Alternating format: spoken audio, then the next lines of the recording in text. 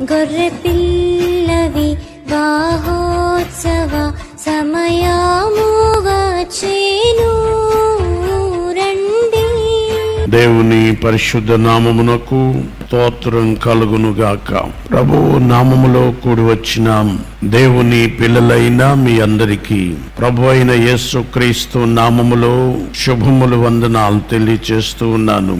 గతించినటువంటి వారమంతా ప్రభు మనలను, మన కుటుంబములను, మన ప్రాంత ప్రజలను అందరినీ కాచి కాపాడి సంరక్షించి మరలా తిరిగి ఆయన సన్నిధిలో, పాద సన్నిధిలో మనలను చేర్చి ఆయన వాక్యాన్ని ధ్యానించటానికి, ఆయన సన్నిధిలో గడపటానికి దేవుడు మనకు మంచి సమయాన్ని అనుగ్రహించారు. ఈ యొక్క రాత్రి మన యొక్క వాక్య ధ్యానం ప్రకటన గ్రంథము 21వ అధ్యాయము 27వ వచనం.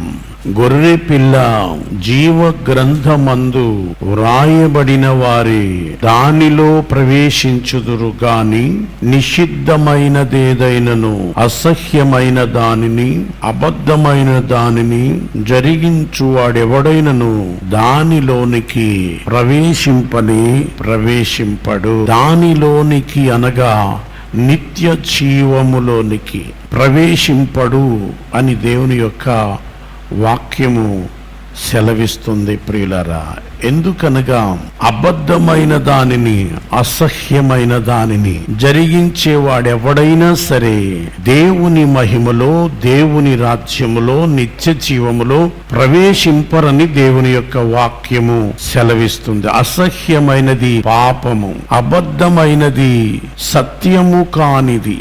సత్యమేమిటి? వాక్యమే సత్యం. సత్యమనగా ఎవరు? యేసే సత్యం. యేసుక్రీస్తు ప్రభు ఏమని చెప్పారంటే, నేనే మార్గం, నేనే జీవం, నేనే సత్యం. కనుక సత్యం అనగా ఎవరు అంటే యేసుక్రీస్తు ప్రభు. అనగా అబద్ధమైన దానిని జరిగించచ్చు. అనగా యేసుక్రీస్తు లేకుండా, సత్యము లేకుండా, జీవము లేకుండా, మార్గం అనగా సరి అయిన మార్గములో లేకుండా, ఎవరికిష్టం వచ్చిన మార్గములో వారు నడుచుకుంటూ, సత్యాన్ని అనుసరించకుండా, సత్యాన్ని హత్తుకొనకుండా, అబద్ధమైన దానిని ప్రేమించుచు, అబద్ధమైన దానిని జరిగించుచు ఉన్నవారు ఎవరైనా సరే దానిలోనికి అనగా నిత్య జీవములోనికి ప్రవేశింపరు. అనగా పాపము చేసేవారు ఎవరు కూడా, పాపాన్ని చేసేవారు, పాపాన్ని ప్రేమించేవారు, పాపములో జీవించుచున్న వారెవరును కూడా పరలోక రాజ్యములో, నిత్య జీవములో ప్రవేశింపరని దేవుని వాక్యము సెలవిచ్చుచున్నది. అయితే పాపము లేనివాడు ఎవడు, నీతిమంతుడు ఎవడు అని గనక ఆలోచన చేసినట్లయితే, నీతిమంతుడు ఒక్కడును లేడు, దేవుని వెదకువాడొక్కడును లేడు, గ్రహించువాడొక్కడును లేడు, ఏ భేదమును లేదు. అందరును కూడా పాపము చేసి దేవుడను గ్రహించు మహిమను పొందలేకపోతున్నారు. అనగా మహిమలోనికి ప్రవేశించలేకపోతున్నారు, నిత్య జీవములోనికి ప్రవేశించలేకపోతున్నారు, దేవుని రాజ్యంలోనికి ప్రవేశింపలేకపోతూ ఉన్నారు. అనగా సర్వలోకము, సర్వ ప్రపంచము, మానవులందరూ కూడా పాపము చేసి దేవుని మహిమను కోల్పోయిన వారై అగ్ని గంధకములతో మండు నరకమని పిలువబడుతున్న మరణానికి పాత్రులైపోయారు. ప్రియులారా, అలాంటి సందర్భములో పాపము లేనివాడు, పవిత్రుడు, పరిశుద్ధుడు, పాపులను రక్షించేవాడు, పాపము నుండి విడిపించి పరలోక రాజ్యానికి చేర్చేటువంటి వాడు ఒకడు కావాలి. సర్వమానవాళి అందరూ పాపము చేసి దేవుడు అనుగ్రహించు మహిమను పొందలేకపోతూ ఉంటే మరి పాపము లేని మానవుడు ఎవరున్నారు? దేవుడొక్కడే పరిశుద్ధుడు. కనుక దేవుడు సృష్టించినటువంటి ఈ మానవాళి అంతా పాపము చేసినందువలన, ఎప్పుడు పాపం చేశారు, ఎక్కడ పాపం చేశారు అంటే ఏదెను తోటలో ఆది మానవుడైనటువంటి ఆదామే పాపము చేసినందువలన అందరినీ జన్మ పాపము వెంటాడుతూ వస్తూ ఉంది ప్రియులరా.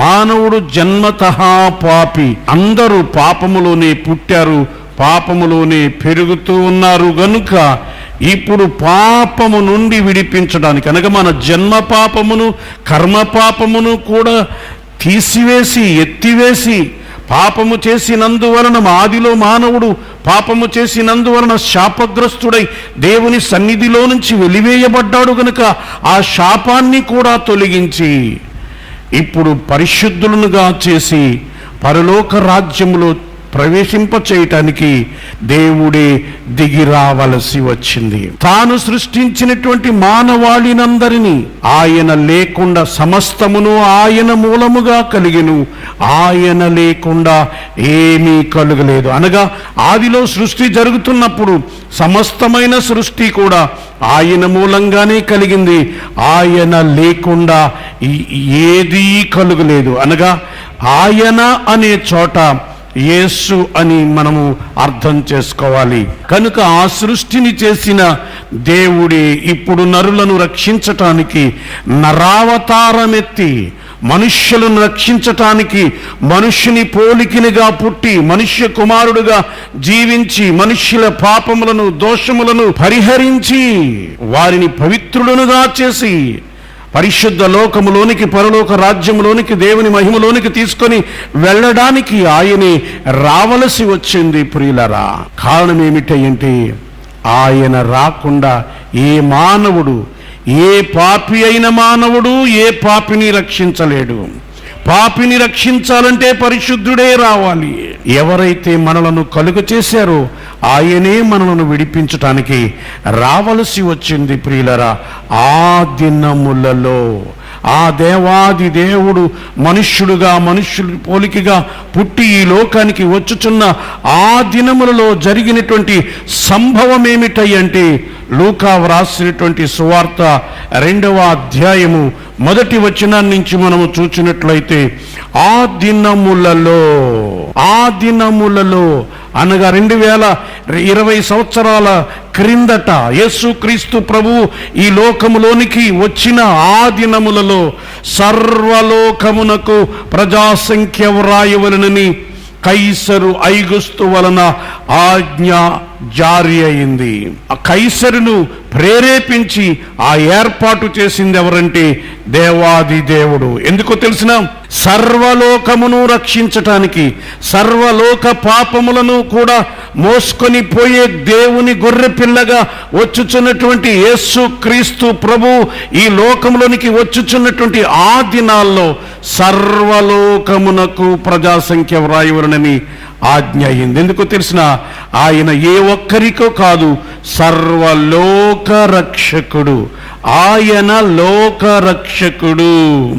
సమరయ గ్రామంలో సమరయ స్త్రీ అందరినీ తీసుకొని ఇదిగో చూడండి నేను చేసినవన్నీ నాతో చెప్పినవన్నీ ఒక్కసారి నేను మీకు చూపిస్తాను రండని తీసుకొని వచ్చింది యేసయ్య దగ్గరకు.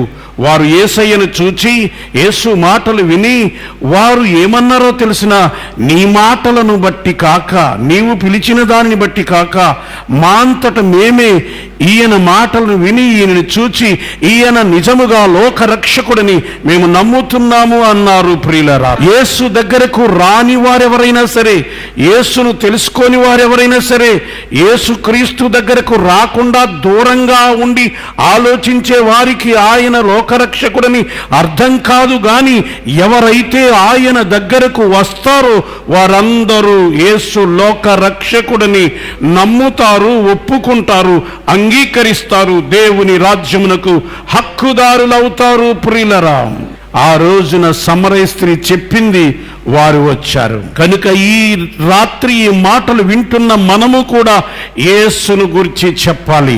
యేసును నమ్మిన మనము, యేసును అంగీకరించిన మనము, యేసును అనుభవించినటువంటి మనము, పాపములు పరిహరించబడి దేవుని రాజ్యమునకు హక్కుదారుణమైనటువంటి మనము మన రక్షకుడైన యేసును గురించి సాక్ష్యం చెప్పాలి. అనేక మందిని యేసు క్రీస్తు దగ్గరకు నడిపించాలి. ప్రియులరా, కనుక ఆయన లోక రక్షకుడు గనుక సర్వలోకానికి ప్రజాసంఖ్య వ్రాయవలనని కైసరు ఐగుస్తు వలన ఆజ్ఞ అయింది. ఇది కురేనియు సిరియా దేశమునకు అధిపతి అయి ఉన్నప్పుడు జరిగిన మొదటి ప్రజాసంఖ్య. ఇది కూడా చాలా జాగ్రత్తగా మనం గుర్తుపెట్టుకోవాలి. అంతవరకు ప్రజాసంఖ్య వ్రాయబడలేదు. ఈ ప్రజాసంఖ్యలో ఉన్నటువంటి విశేషం ఏమిటంటే సర్వలోకానికి, ఒక దేశానికి కాదు, కొన్ని దేశాలకు కాదు, సర్వలోకానికి ఒకేసారి జరిగినటువంటి ప్రజాసంఖ్య. ఇంకా ఏమిటంటే అంతకు ముందెన్నడూ ప్రజాసంఖ్య వ్రాయబడలేదు. అదే మొదటి ప్రజాసంఖ్య. అర్జెంటుగా ఇప్పుడు ఆ ప్రజాసంఖ్య ఎందుకు రాయవలసి వచ్చిందంటే దేవాది దేవుడే ఈ లోకానికి మానవుడుగా వస్తూ ఉన్నాడు. ఆ దేవాది దేవుడు మానవుడుగా పుట్టి, ఆ పరిశుద్ధుడైన దేవుడు ఈ పాపులైనటువంటి మానవులైనటువంటి ఈ యొక్క మానవుల సంఖ్యలో తన పేరు వ్రాయించుకొని మానవునిలాగానే జీవించి, మానవుడు అనుభవిస్తున్న వాటినన్నిటిని అనుభవించి భరించి, మానవులందరూ దేనినైతే జయించలేకపోతున్నారో దానిని జయించి అందరికీ విడుదలయు విమోచనము కలుగు చేయడానికి ఆయన వస్తూ ఉన్నాడు గనుక ప్రజాసంఖ్య వ్రాయవలసి వచ్చింది.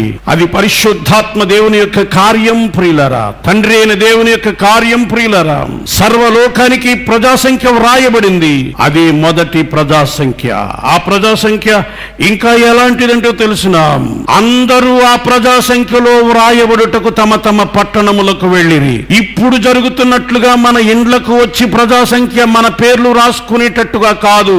ఏ ఊరు వారు ఆ ఊరే వారి సొంత గ్రామాలకు వెళ్ళి వారే తమ పేర్లు ప్రజాసంఖ్యలో వ్రాయించుకోవాలి. గనుక యోసేపు దావీదు వంశములను గోత్రములను పుట్టినవాడు గనుక తనకు భార్యగా ప్రదానము చేయబడి గర్భవతి అయి ఉండినటువంటి మరియతో కూడా ఆ ప్రజాసంఖ్యలో వ్రాయబడుటకు గలిలయలోని నజరేతు నుండి యూదయలోని బెత్లెహేం అనబడిన దావీదు ఊరికి వెళ్ళెను.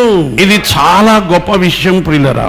మరియా ఎవరికైతే ప్రదానము చేయబడిందో ఆ యోసేపు దావీదు వంశములోను గోత్రములోను పుట్టినవాడు. క్రీస్తు ప్రభు అనగా రక్షకుడు మెస్సియా దావీదు వంశములోనే పుట్టాలి, బెత్లెహేములోనే పుట్టాలి, బెత్లెహేములో నుంచే రావాలి అని, ఆ నజరేయుడు అని పిలువబడాలని ప్రవచనాలు ఉన్నాయి. కాబట్టి ఆ ప్రవచనములు నెరవేరునట్లుగా యూదయలోని బెత్లెహేం అనబడిన దావీదు ఊరిలోనికి వెళ్ళాడు. వారక్కడ ఉన్నప్పుడు ఆమె యొక్క ప్రసవ దినములు నిండెను గనుక ఆమె ఒక కుమారుని కని పొత్తిగుడ్డలతో చుట్టి సత్రములో వారికి స్థలము లేనందున ఆయనను పశువుల తొట్టిలో పరుండబెట్టెను. నిజంగా చూడండి ప్రియులరా, ఆయన పుట్టినప్పుడు ఆయనను పరుండబెట్టడానికి మనుష్యుల మధ్య చోటే లేదు ప్రియులరా.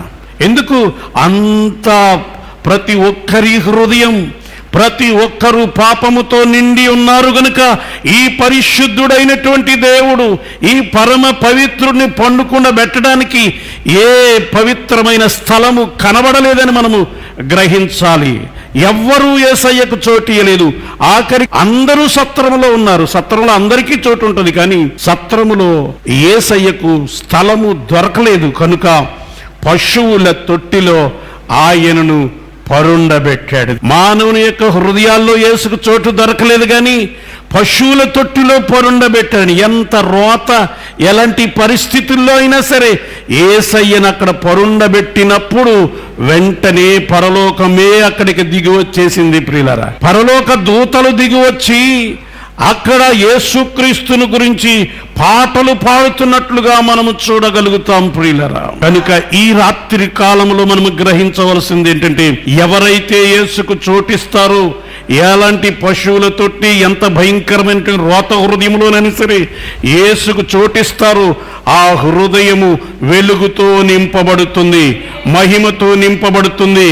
ఆ హృదయంలోనికి, ఆ మనిషి యొక్క జీవితంలోనికి పరలోకమే దిగి వచ్చేస్తుంది.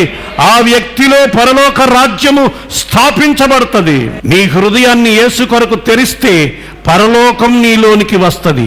పరలోక సైన్యం నీలోనికి వస్తుంది, నీకు సహాయం చేయటానికి, నిత్యము నిన్ను సంతోషంతో, ఆనందంతో, మహిమతో నింపి, ఉల్లాసంతో నింపి నీకు ఒక క్రొత్త జీవితాన్ని ప్రసాదింప చేయటానికి, నిన్ను దేవుని రాజ్యము నీలో స్థాపించి నిన్ను దేవుని రాజ్యమునకు హక్కుదారుడుగా చేయటానికి పరలోకమే దిగొచ్చేస్తుంది. కనుక ఈ రోజున యేసు క్రీస్తుకు నీ హృదయాన్ని తెరిచినట్లయితే, నీ హృదయంలో చేర్చుకున్నట్లయితే నిజమైన క్రిస్మస్ జరుగుద్దంతే. ఎప్పుడు యేసయ్య నీ హృదయంలోనికి వస్తాడో అదే రోజు నీకు క్రిస్మస్. ఇంకా ఎన్ని ఆడంబరాలు చేసినా, ఎన్ని చేసినా ఇంకా ఆ క్రిస్మస్కి అర్థం ఉండదు. ఒక్కసారి నీ జీవితంలో యేసయ్య నీ హృదయంలో పరుండబెట్టినట్లయితే, నీ జీవితంలోనికి వచ్చినట్లయితే, నీ హృదయంలో ఆయనకు చోటిచ్చినట్లయితే ఇక నీ జీవితమంతా సంతోషమే, నీ జీవితమంతా క్రిస్మస్ పండగే. ఇంకెక్కడ ఇంకొక సంగతి ఉందండి. పరలోకం దిగొచ్చింది, దేవదూతలు వచ్చారంటే అర్థం ఏంటో తెలిసినా, యూదులకు సంప్రదాయం ఉందంటండి, ఆచారం ఉందంటండి. ఏంటో తెలిసినా, యూదుల్లో మగపిల్లోడు గనక పుడితే ఆ ఊర్లో వారు వచ్చి ఆ మగపిల్లోడు గురించి పాటలు పాడి నాట్యం చేయటం అనేటువంటిది వారి యొక్క సంప్రదాయం అంటండి. కనుక ఇప్పుడు ఆ యేసయ్య పుట్టినప్పుడు ఎవరు రావాలి రూల్ ప్రకారంగా? యెరూషలేము వారు కానీ, బెత్లెహేము వాళ్ళు కానీ, నజరేతు నుంచి కానీ రావాలి. కానీ వాళ్ళు ఎవరో రాలేదు. కానీ ఆయన ఊరే ఊరు పరలోకం గనుక పరలోకాన్నించి పరలోకపు సైన్యం అక్కడికి దిగి వచ్చింది. ప్రియులారా, దిగి వచ్చి పాటలు పాడి ఆయనను మహిమపరిచింది. ఆయన ఎవరో తెలియచేశారు. కనుక ఈయనెవరైతే ప్రేమిస్తారో, ఈయనకి ఎవరైతే ఇష్టలుగా ఉంటారో వారికి భూమి మీదకి సమాధానమే. ఏ శాపం వారి మీద పని చేయదు, ఏ పాపము వారి మీద ఇంకా ప్రభుత్వము చేయదు, వారికి సమాధానము అని పాటలు పాడారు. ప్రియులరా, అయితే ఆ యేసు బాలుని పొట్టిగుడ్డలతో చుట్టి పశువుల తొట్టులో పరుండబెట్టిన తర్వాత యోసేపు ఆ బాలుణ్ణి తీసుకొని వెళ్ళాడు. ఎక్కడికి? మరి అసలు వెళ్ళింది ఎందుకు? ప్రజాసంఖ్యలో రాయబడ్డానికి కదా. వెళ్ళి, అయ్యా నా పేరు యోసేపు, నాది దావీదు వంశం, యూదా గోత్రం, నా భార్య పేరు మరియమ్మ, నాకు ఒక కొడుకు పుట్టాడు, ఆయన పేరు యేసు, రాసుకోండి అన్నాడు. రాసుకొని పేరు నమోదు చేయించుకుని చీటీ తీసుకున్నాడు. అది జరిగి ఇప్పటికి ఎన్ని సంవత్సరాలు అయింది? 2020 సంవత్సరాలు. ప్రియులరా, ఇప్పుడు ఆ ప్రజాసంఖ్యలో రాయబడింది అంటే ఎందుకో తెలిసిన, దేవాది దేవుని యొక్క కుమారుడు పరిశుద్ధుడు ఈ యొక్క పాపుల ప్రజాసంఖ్యలో ఎందుకు రాయించుకున్నాడో తెలిసిన, ఎవరైతే ఆయన యందు విశ్వాసం ఉంచుతారో, ఎవరైతే ఆయన యందు నమ్మిక ఉంచుతారో, ఎవరైతే ఆయనను రక్షకుడిగా అంగీకరిస్తారో వారిని పాపములను క్షమించి, వారిని రక్షించి, వారి పేరు ఆయన జీవ గ్రంథములో వ్రాయించి వారిని పరలోక రాజ్యములో తీసుకొని వెళ్ళడానికి ఆయన పేరు రాయించుకున్నాడు. ఈయన పుట్టిన తర్వాతే, గొర్రె పిల్ల వధించబడిన తరువాతే ఒక గ్రంథము ఏర్పడింది. దేవునికి స్తోత్రం. ఆ గ్రంథము పేరే గొర్రె పిల్ల జీవ గ్రంథం. ఈ గొర్రె పిల్ల ఏ గొర్రె పిల్ల అంటే యోహాను అంటాడు, యోహాను సువార్త 1వ అధ్యాయము 29. మరునాడు యోహాను యేసు తన దగ్గరకు రాగా చూచి, ఇదిగో లోక పాపములను మోసుకొని పోయే దేవుని గొర్రె పిల్ల. అనగా ఈ గ్రంథం ఎవరి గ్రంథం? మనం చదువుకున్నటువంటి మొట్టమొదటి వచనం గొర్రె పిల్ల జీవ గ్రంథం. ఈ గ్రంథమందు వ్రాయబడిన వారే దానిలో ప్రవేశించుదురు, అనగా పరలోక రాజ్యములో ప్రవేశించుదురు, దేవుని మహిమలో ప్రవేశించుదురు. అంటే అర్థం ఏమిటంటే, ఎవరైతే యేసుక్రీస్తును నమ్ముకుంటారో, నమ్ముకున్న రోజునే, రక్షించబడిన రోజునే, బాప్తిజం తీసుకున్న రోజునే, క్రొత్త జన్మ అనుభవంలోనికి వచ్చిన రోజునే అతని పేరు జీవ గ్రంథములో రాయబడుతుంది. వారే పరలోక రాజ్యమునకు హక్కుదారులవుతారు. ప్రియులరా, కనుక ఇప్పుడు మనం గమనించవలసింది ఏంటంటే, ఈ యేసుక్రీస్తు ప్రభువే లోక పాపములను మోసుకొని పోయే దేవుని గొర్రె పిల్ల. ఎవరైతే ఆయన యందు విశ్వాసం ఉంచుతారో వారి పాపములను ఆయన క్షమించటానికి ఆయనకు అధికారం ఉన్నదని మనం గ్రహించాలి. ప్రియులరా, లూకా వ్రాసినటువంటి సువార్త 5వ అధ్యాయము 24వ వచనాన్ని చూచినట్లయితే, యేసు దగ్గరకు ఒక పక్షవాయువు గలవారిని తీసుకొని వచ్చారు మోసుకొని. డైరెక్ట్ గా తీసుకొని రావడానికి వారికి అవకాశం లేదు. అయినా సరే వారు నిరాశతో తిరిగి వెళ్లకుండా పట్టుదలతో ఇంటి పైకెక్కి పెంకులు విప్పి ఆయనను ఇంటి పై నుండి క్రిందికి యేసయ్య ఉన్న చోటికి దించారు. దించినప్పుడు యేసయ్య అన్న మాట ఏంటో తెలిసిన, వారి విశ్వాసము చూచి నీ పాపములు క్షమించబడ్డాయి అని చెప్పాడు. యేసు ఆ మాటను చెప్పినప్పుడు అక్కడ ఉన్నటువంటి శాస్త్రులు, పరిచయులు వారందరూ ఏమనుకున్నారో తెలిసిన, దేవునికొక్కడికే కదా పాపములు క్షమించే అధికారం ఉన్నది, మనుషుడికి ఎక్కడున్నది? ఏ మనుషుడైనా ఎలా క్షమిస్తాడు? మనుషునికి ఆ పాపాలు క్షమించే అధికారం ఎక్కడిది అని వాళ్ళందరూ సనుక్కుంటా ఉంటే వారికి యేసయ్య ఇచ్చిన సమాధానం ఏంటో తెలిసిన, పాపాలు క్షమించబడ్డాయని చెప్పుట సులభమా, లేచి నీ మంచమెత్తుకుని నీ పరుపెత్తుకుని నడువమని చెప్పుట సులభమా అని చెప్పి అక్కడ ఒక మాట అన్నాడు. ఏమిటో తెలిసిన, అయితే పాపములను క్షమించుటకు మనుష్య కుమారునికి అధికారము కలదని మీరు తెలుసుకొనవలెను. ఏ మనుషునికి అధికారం లేదని కదా మీరు అనుకుంటున్నారు? నేను అందరిలాంటి మనుషుని కాదు, మనుషునిగా పుట్టాను గాని మనుష్య కుమారుణ్ణే గాని ఈ మనుష్య కుమారునికి పాపములను క్షమించే అధికారం ఉన్నదని మీరు తెలుసుకోవాలి. ఈ రాత్రి కాలములో ఈ మాటలు వింటున్నటువంటి మీకు కూడా నేను తెలియచేయటం ఏమిటంటే, ఈ యేసుకు పాపములు అనగా నీ పాపములను క్షమించడానికి, నీ పాపముల ద్వారా కలిగే శాపాన్ని ఎత్తివేయడానికి అధికారం ఉన్నదని నీవు గ్రహించాలి. మీరేంటి సనుక్కుంటున్నారు? మీరేంటి దేవుడు ఒక్కడికి కదా ఎవడికని అనుకుంటున్నారేమో కానీ, నన్ను మామూలుగా ఒక మనిషిని కుమారుణ్ణి అనుకుంటున్నారేమో కానీ, అందరూ వేరు నేను వేరు. 10,000లో ఆయన అతి సుందరుడు. అందరిలో ఒకనిగా, అందరిలో ఆయన్ని ఒకడిగా పెట్టుకోవడం కాదు, ఆయన వేరంతే. ఆయన లాంటి వాడు, ఈలాంటి ఈ ప్రభువు మరి లేడు ఇలలోనా. ఇలాంటి దేవుడు ఎవ్వరును కూడా లేరు ప్రియులరా. మనుష్య కుమారుడు అంటే అందరిలాంటి వాణ్ణి నేను అనుకుంటున్నారా? యోహాను రాసినటువంటి సువార్త 19వ అధ్యాయము 5వ వచనములో అంటాడు, పిలాతు ఇదిగో ఈ మనుష్యుడు. బైబిల్లో ఆ ఇదిగో ఈ మనుష్యుడు అనే మాట పెద్ద అక్షరాలతో రాశాడు. అంటే అర్థం ఏంటో తెలిసిన, అందరిలాంటి మనుష్యుడు ఈ మనుష్యుడు కాదు. ఈయన మామూలు పురుషుడు కాదు, పురుషోత్తముడు. 6వ వచనములు అంటాడు అదే యేసును గురించి, ఆయన యందు ఏ దోషము నాకు. ఎవరిని చూడండి, ప్రతి ఒక్కొక్కరిలో దోషం కనబడుతుంది. ఈయనలో నేరాన్ని కనుగొనాలని, దోషాన్ని కనిపెట్టాలని ఎంతమంది ప్రయత్నించినా ఈయనలో మేము ఏ దోషాన్ని కనుగొనలేకపోయాం. నాకు ఏ దోషము కనబడలేదు. దోషము లేనివాడు, పాపము లేనివాడు, పారిశుద్ధుడు అని తీర్పు పొందిన వాడై నీ కొరకు నా కొరకు ఆయన సిలువలో మరణించి వధించబడినటువంటి గొర్రె పిల్లగా ఆయన కనబడుతూ వధించబడినట్లుండిన గొర్రె పిల్ల అంటాడు ప్రకటన గ్రంథంలో.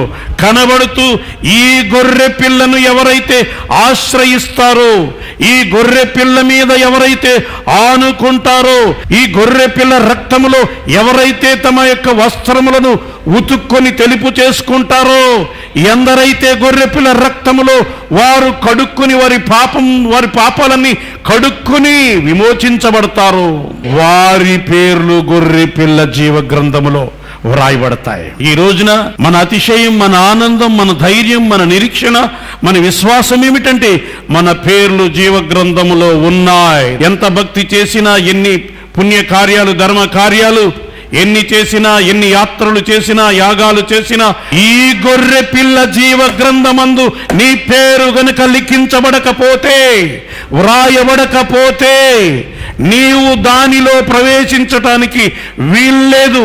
అనగా దేవుని రాజ్యంలో ప్రవేశించడానికి హక్కు లేదు, దేవుని మహిమలో ప్రవేశించే అధికారము లేదు, వీలు నీకు లేదని గ్రహించాలి. గొర్రె పిల్ల జీవ గ్రంథములో రాయబడకుండా దేవుని మహిమలో ప్రవేశించలేని వారందరూ కూడా మరి ఎక్కడికి వెళ్తారయ్య అంటే ప్రకటన గ్రంథము 20వ అధ్యాయము 15వ వచనం, ఎవరి పేరైనను జీవ గ్రంథమందు అనగా గొర్రె పిల్ల జీవ గ్రంథమందు వ్రాయబడినట్టు కనబడని ఎడల వాడు అగ్నిగుండములో పడవేయబడెను.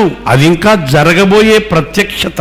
ప్రకటన అంటే అర్థం ఏమిటంటే జరగబోయేది, ప్రత్యక్షత. అది ఎవరి పేర్లైతే జీవ గ్రంథములో వ్రాయబడినట్లు కనబడలేకపోతే, చూస్తారు పేరు గనక లేకపోతే ఇంక అనుమానం లేకుండా అగ్నిగుండంలోనికి వెళ్ళిపోవలసిందే. కనుక నీవు ఎక్కడి నుండి వింటున్నా మన పేర్లు జీవ గ్రంథములో వ్రాయబడాలి. మన పేర్లు జీవ గ్రంథములో వ్రాయించటానికే ఆయన పేరు, ఆ పరిశుద్ధుడైన ఆ యొక్క పరమాత్ముడైనటువంటి ఆ దేవుని కుమారుడు యేసు క్రీస్తు పేరు మన ప్రజాసంఖ్యలో రాయబడింది.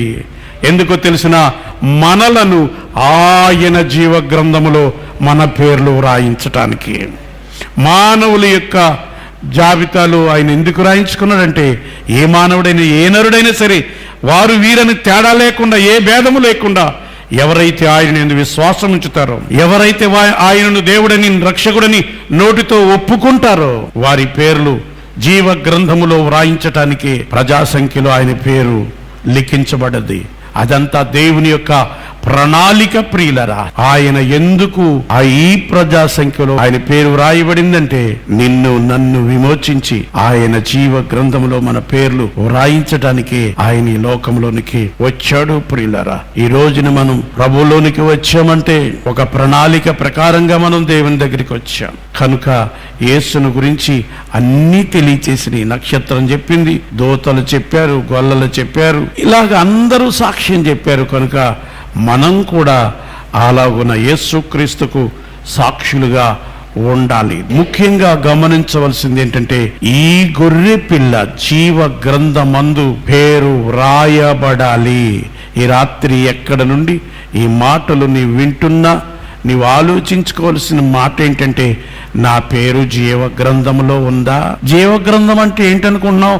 పరలోకంలో చేరేవారి పేర్లు, దేవుని రాజ్యమునకు హక్కుదారులయ్యేవారు పేర్లు, దేవుడు తన పిల్లల కొరకు ఏమేమైతే సిద్ధపరిచి ఉంచాడో వాటిని అన్నిటినీ అనుభవించే వారి యొక్క పేర్లు. ఎవరి పేరైతే ఈ జీవ గ్రంథములో కనబడలేదో ఇక వారికి ఇంక పేర్లు అవసరంలా, డైరెక్ట్ గా అగ్నిగుండంలో పడవేయబడటమే. దేవుని వాక్యం అలా చెప్తుంది. దేవుని వాక్యమే సత్యం. ఇదే దేవుని యొక్క ప్రణాళిక.